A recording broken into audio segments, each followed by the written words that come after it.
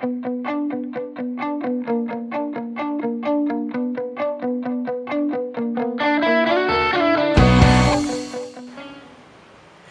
tarde, galera.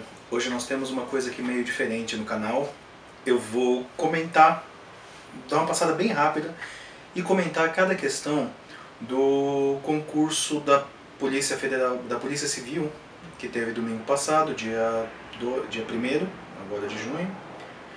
E essas questões da parte audiovisual estão levantando bastante polêmica. Tem bastante gente que, talvez por não entender de fotografia, não serem fotógrafos e serem pessoas que estavam prestando só o concurso, não estavam entendendo direito como foi chegado nas respostas. Então, estão querendo contestar, Então vamos ver aonde tem brecha para você contestar, onde tem respostas dúbias, e aonde faltou entendimento mesmo da matéria estudada.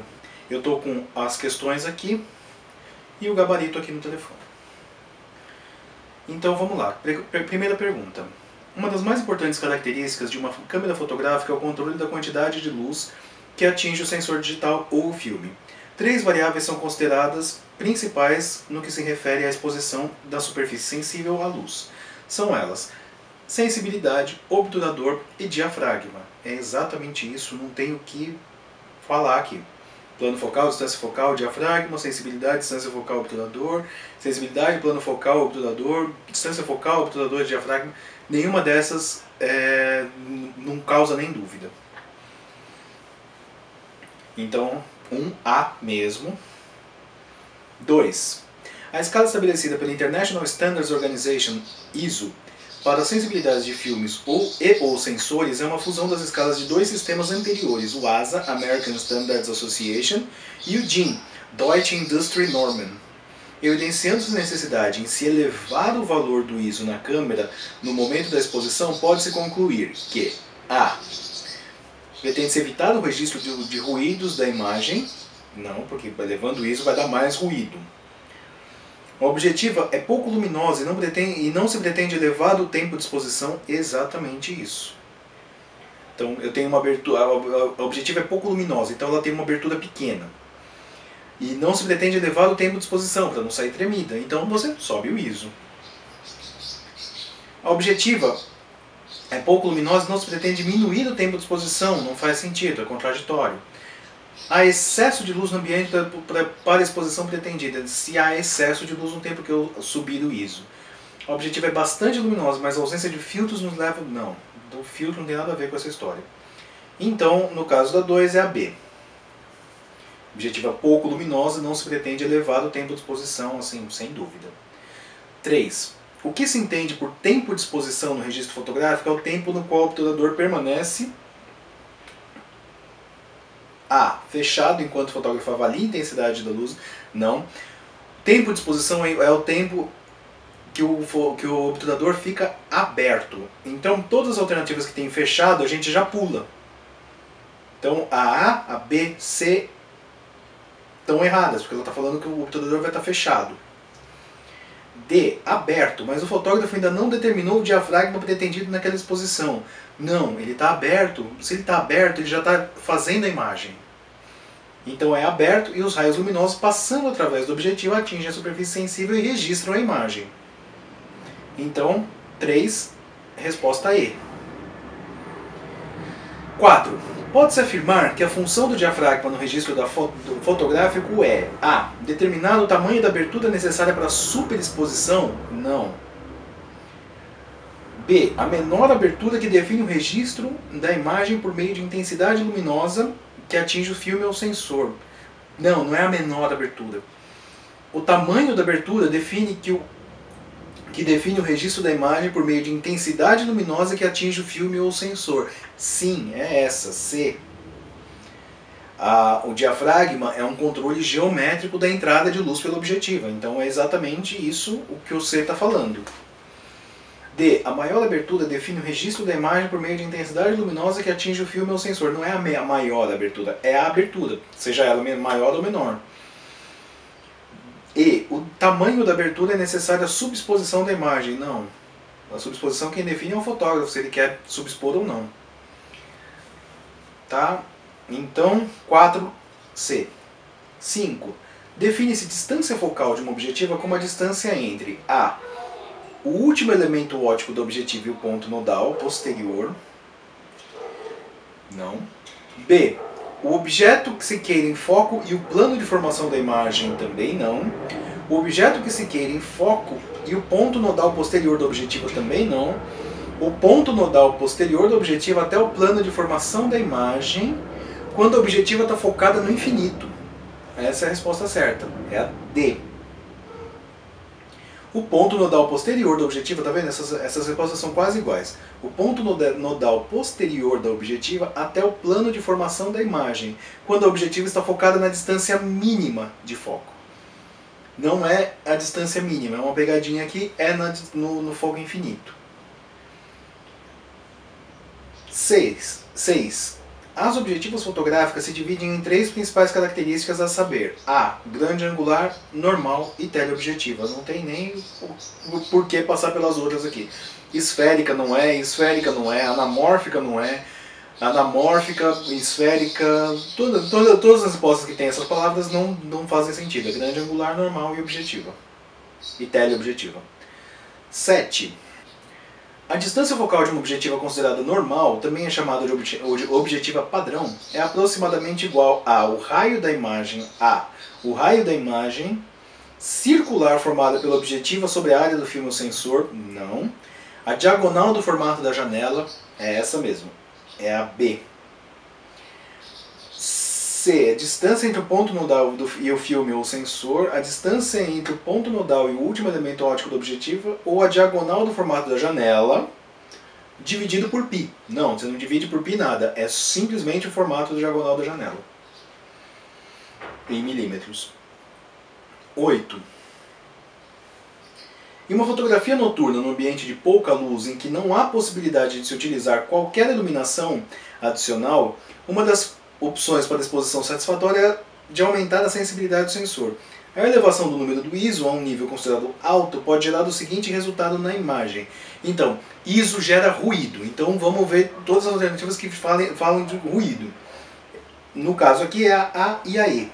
Ruído, principalmente nas áreas desfocadas, na resposta A, da imagem, situadas posteriormente à zona de foco. Não. Então, aberração gramática, perda de significado, não. A E é a outra alternativa que fala de ruído. Ruído, principalmente nas áreas de baixa iluminação. É exatamente isso, é onde o sinal tem que ser mais amplificado. Então, na 8, alternativa E. Vamos para a 9. Profundidade de campo pode ser definida como intervalo das distâncias A, à frente e atrás da distância focalizada, dentro da qual o foco se considera aceitável. Tá feito, perfeito, é isso aí. B, entre o que está enquadrado e o infinito, não. Entre o que está enquadrado e o infinito do plano focal, não. Entre o ponto nodal posterior do objetivo e o ponto nodal e o objeto em foco, não. Mínimo e máximo entre o objeto e o plano focal para que o infinito mantenha nitidez aceitável, também não. Pergunta 10. Observe as imagens a seguir e assinale a alternativa correta. A imagem A e a imagem B. A. Alternativa A. A imagem foi registrada com uma teleobjetiva, enquanto a imagem B foi registrada com uma grande angular e o fotógrafo se afastou da modelo. Já não faz sentido o fotógrafo ter se afastado da modelo para fazer com uma grande angular, ela ia ficar menor no quadro. Então já não é essa. B. A imagem A foi registrada com uma teleobjetiva, enquanto que a imagem B foi registrada por uma grande angular. E o fotógrafo se aproximou da modelo. Essa faz sentido, mas não é o que está acontecendo aqui. C. A imagem A foi registrada com uma grande angular e a imagem B foi registrada com uma teleobjetiva. E o fotógrafo se afastou da modelo. É essa a resposta. D. A imagem A foi registrada com uma grande angular, enquanto a imagem B foi registrada com uma teleobjetiva e o fotógrafo se aproximou da modelo. É quase igual, só muda o fotógrafo ter se aproximado ou se afastado. E não faz sentido o fotógrafo ter se aproximado da modelo para fazer a foto com uma grande angular, com uma teleobjetiva, desculpa. Ambas as imagens foram registradas com a mesma objetiva, mas a imagem B o fotógrafo estava mais perto, significativamente mais próximo. Não faz o menor sentido. Então, recapitulando, 10, alternativa C. Certinho. Pergunta 11. A grande maioria das câmeras DSLRs, ela tem um erro de digitaçãozinha aqui, que está DSRL, está invertida a letra. Digital Single Lens Reflex, a sigla está certa. Possui um fotômetro incorporado ao corpo da câmera. Observe a imagem a seguir e assinale a alternativa correta. Então, na alternativa A, na imagem A aqui, o cidadão Kane aqui está sendo iluminado pelo sol, a luz bate nele e a luz refletida por ele vai ser medida pelo fotômetro. Na foto B, o fotômetro está medindo a luz que está incidindo sobre o cidadão Kane aqui, o tiozinho. Então, vamos lá. A é um fotômetro de luz refletida. A B é um fotômetro de luz incidente. Então, na alternativa A, a imagem B representa a leitura por meio de um fotômetro manual de intensidade de luz que incide. Tá certo essa parte. Sobre o assunto, trata-se do mesmo tipo de leitura que é feito pelos fotômetros incorporados às câmeras. Não, o fotômetro da câmera é um fotômetro de luz refletida, não é incidente. Então a A está errada. B. A imagem A representa a leitura por meio de um fotômetro manual de intensidade de luz refletida pelo assunto. Trata-se do mesmo tipo de leitura feito pela câmera DSLR. Exatamente isso. Essa é a resposta certa, 11B. C. A imagem B representa a leitura por meio de um fotômetro manual de intensidade de luz refletida. Não, o fotômetro é incidente na imagem B.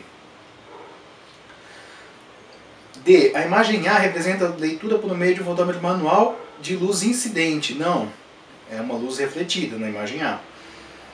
E E. Não há qualquer analogia entre a medição de intensidade luminosa por meio de fotômetros manuais e aqueles incorporados pela câmera. Isso não faz o menor sentido. O fotômetro que tem na câmera é um fotômetro de luz refletida. 12. São chamadas objetivas rápidas aquelas que A. São particularmente usadas em fotos de esporte com longos tempos de exposição. Isso não é objetivo, é o obturador. B. Tem pequenas aberturas capazes de deixar pouca luz entrar, especialmente úteis em situações de alta luminosidade. Não, isso é uma objetiva lenta ou uma objetiva escura, é o contrário. Tem grandes aberturas capazes de filtrar a luz necessária à exposição, especialmente úteis quando não há filtros e acessórios. Não tem nada a ver com filtragem de luz. D. Tem grandes aberturas com maior capacidade de aproveitamento da luz disponível, especialmente úteis em condições de pouca iluminação. É exatamente essa, 12D. E tem baionetas que permitem trocas rápidas quando se deseja mudar a distância focal e o enquadramento e não se tem à disposição o objetivo zoom. Essa é até engraçada, porque ela não faz o menor sentido. 13. Uma importante parte das especificações de qualquer objetivo é a proximidade que ela pode focalizar. As objetivas especiais para macrofotografia são projetadas para que mesmo objetos muito pequenos possam parecer grandes no quadro. Para se alcançar bons resultados com o uso de objetivas macro, pode-se afirmar. Vamos lá. A. Não há precisão de foco a uma pequena distância do objeto, uma vez que a profundidade de campo é grande. A profundidade de campo em macro é muito pequena, então a gente já elimina essa resposta. B. Optando-se por usar maiores aberturas, obtém-se maior profundidade de campo. Também não faz sentido. Quanto maior a abertura, menor a profundidade de campo. Já elimina essa resposta. C. Optando-se por menores aberturas, obtém-se menor profundidade de campo. Também é exatamente o que ela está falando na B. Também não faz sentido. Tira essa resposta, também está errada. D. A precisão do foco é crucial a uma pequena distância do objeto, uma vez que a profundidade de campo é muito limitada. É exatamente essa a resposta. Então, 13D, certinho aqui com o gabarito. E. Com o uso das objetivas macro, independentemente da abertura selecionada, obtém-se praticamente toda a imagem em foco, visto a grande profundidade de campo proporcionada por esse tipo de lente. Não, o que essa lente proporciona é você chegar mais perto do objeto, é uma distância mínima de foco muito pequena. A profundidade de campo reduz também, porque a profundidade de campo ela é reduzida com a distância relativa do objeto. Essa é boa, vamos lá. 14. Ao fotógrafo cabe registrar a imagem de um corpo inerte, deitado em uma cama, no interior de um quarto sem luz elétrica, iluminado apenas por um pouco de luz difusa de fim de tarde, que entra pela janela. Não há possibilidade de usar refletores, pois o ambiente não tem corrente elétrica. E por um problema técnico, o flash está inoperante, o cara esqueceu a pilha, provavelmente, né? A primeira leitura de exposição que o fotógrafo faz, enquadrando apenas o corpo, é a seguinte: ISO 3200, 1.125 de tempo de velocidade do obturador e f1.4. O profissional deseja registrar a foto com o melhor resultado possível, evitando ruídos, perda de definição e qualquer alteração no ambiente. Então, quer dizer, o cara não pode abrir mais a janela, o cara não pode ligar uma luz porque ele não tem nem tomada, o cara esqueceu a pilha do flash, mesmo que ele tivesse, ele não quer alterar a cena ambiente, e ele precisa registrar essa foto. E essa foto não pode ficar escura. Sabendo que o fotógrafo tem à sua disposição um tripé, ele tem um tripé. Qual a melhor configuração para que ele alcance o resultado pretendido e mantenha a mesma relação de exposição? Então, aquela exposição ali está certa. ISO 3200, 1.125, f1.4. Essa exposição está dando uma foto clara o suficiente para ele ter o registro. Só que ela está com muito ruído, então ele não quer esse ruído. Então, para ter menos ruído, ele vai precisar baixar o ISO. O ISO está 3200, é um ISO muito alto, muito ruído. Para ele ter a qualidade que ele quer para essa foto, ele vai precisar usar um ISO 400. É o mais razoável aqui. 800 ele vai ter um ganho de qualidade, mas não vai ser tanto. Então 400 deixa a gente só com a alternativa B e E. A gente conseguiu eliminar A, C e D.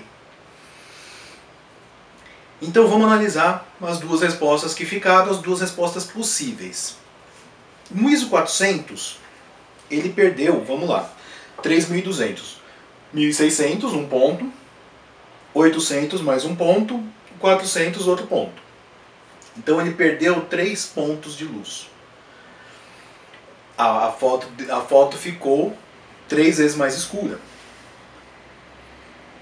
O que ele fez com a velocidade do obturador? Ela foi de 1 sobre 125 para 1/4 de segundo. Então, 1/125, 1/60, 1/30, 1/15, 1/8, 1/4. Ela ficou 5 vezes mais clara. Quer dizer, essa foto ela ficou 3 vezes mais escura por causa do ISO e 5 vezes mais clara por causa do tempo de exposição. E o diafragma, como é que ficou? Era 1.4, foi para 2, 2.8. Então, 2 pontos. Então, ela ficou 5 pontos mais clara pela velocidade do obturador, só que 5 pontos mais escura. 3 deles pelo ISO, 2 pela abertura. Então, é a mesma exposição. No B, é a mesma exposição que você teria do que ISO 3200, 1.125 e f1.4. Então é essa a resposta, sem dúvida, sem nada, é só fazer a continha, deu certinho. A E, ela teria o ISO 400, 1.125 e 2. Então quer dizer, ela ficou 3 vezes mais escura pelo ISO, mais um ponto de diafragma. Então ficaria 4 pontos mais escura. E ele não alterou a velocidade, não alterou o tempo de exposição. Então é uma foto que ela só vai ficar mais escura. Bom, gente, essa foi a primeira parte do vídeo sobre o concurso de fotógrafo técnico pericial da Polícia Civil, comentando a prova, comentando as questões da prova, as alternativas, as possíveis dúvidas. Amanhã tem mais. Amanhã eu vou subir a outra parte do vídeo com o restante das questões. São 32 questões na parte audiovisual ao todo e a gente vai falar um pouquinho de cada uma. Beleza, gente? Espero que vocês tenham gostado. Um grande abraço e até amanhã.